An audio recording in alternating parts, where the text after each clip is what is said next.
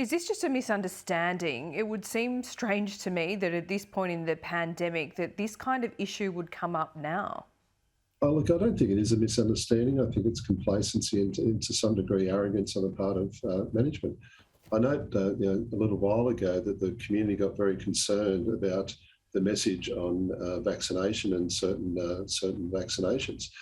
This is another area that I think our members have been overlooked in terms of the education and supply and people being listened to. So hopefully going forward, the health workforce will work as a collective, not as a segregated workforce. So have cleaners been asked to clean COVID wards before and been fitted with this equipment, but they're not being offered it this time around?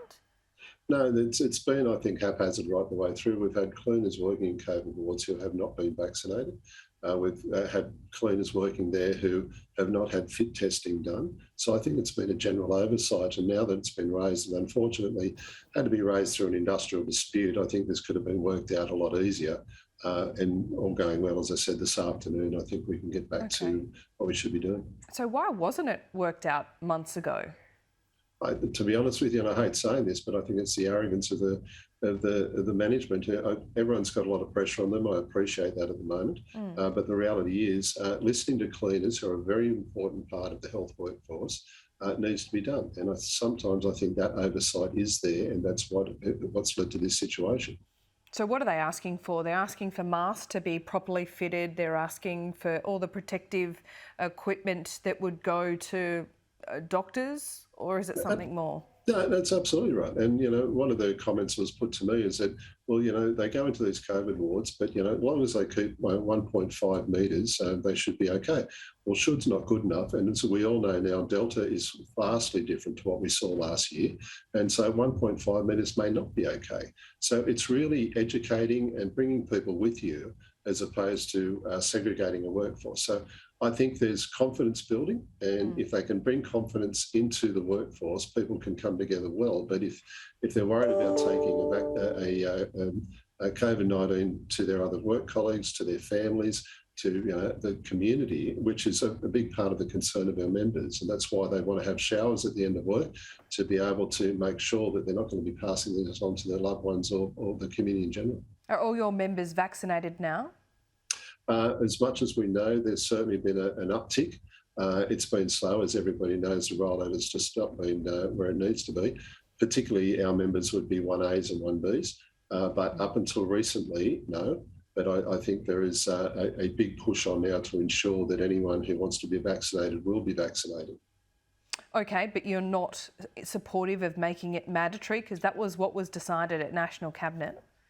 Look, I'm really concerned in terms of the aged care area. I'm really worried that we could have a major workforce crisis. Now, it goes to the point of bringing confidence in. I think the general community and certainly the union absolutely supports vaccination and encourages people to do so. However, when you say to people, you've got 3 months to be vaccinated or you don't have a job, well, people on $21, $22 an hour might say that, well, I'll go to Bunnings or someone else get paid $28 an hour and I won't be anxious about getting a vaccine that I'm just scared of. So what is the hesitancy down to, Jared? Is it down to not wanting to get the vaccine at all, or not being able to get it? No, it's one, people are anxious about the reports on blood clotting and so forth. Now, if we were able to put that in perspective, to be able to say there's many drugs, antibiotics, codeine, pethidine, a range of tablets that we would take on a daily basis, or if we have an injury, that we don't give a second thought to. Now, those tablets and medications may have more side effects, and probably will, than the vaccine. So putting it in perspective wasn't done well. The education of it wasn't done well. So it's only a fear that we need to overcome. We do that by bringing people with us, not by saying do this or else. But all the people, all our members, are very keen to comply.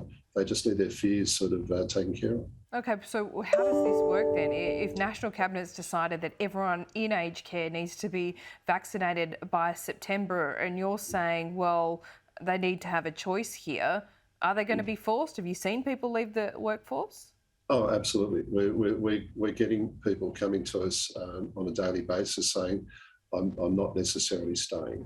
And this is something we met with Minister Hunt's office last week. I believe there's another meeting with the Federal Health Department as we speak, and it's to address these issues in aged care. When you think about aged care, there is a lot of women working in aged care. Their superannuation balance, they're $18,000. They're earning $21, $22 an hour. They're part-time or casual. None of this is promoting well to say, I want to stay, particularly when I'm concerned that if I have the jab, I might get sick. We need to give them confidence to say that you won't get sick, and it would be very unlikely that you would get sick. And that is something we want to work with the government to communicate with people and respect their fears to bring them forward. What about the lived experience? These vaccines are actually saving lives of the elderly people in aged care homes, and we know that now, looking at what's happened in Sydney. Is that message not good enough? It's a message, but I think it needs to be brought forward and not just be forced upon people. The message needs to be sort of inclusive, not exclusive. And I think they're absolutely right. So we're seeing people who now are in hospital, precautionary and nothing else. So they're good things. So I think we can just our messaging, how we can work with the government to be able to say that, let's work together on this. Let's incentivise people to have it as well. And I think it goes a long way to respecting people. We saw a lot of awful stories come out of the Aged Care Royal Commission. What incentives, sorry, Jared, are you talking about?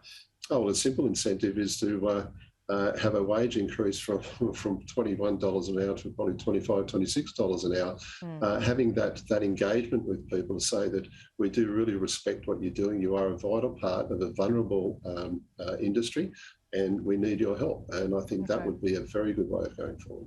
All right, well, let's see and keep our fingers crossed. We hope that does work. Jared Hayes, thanks so much.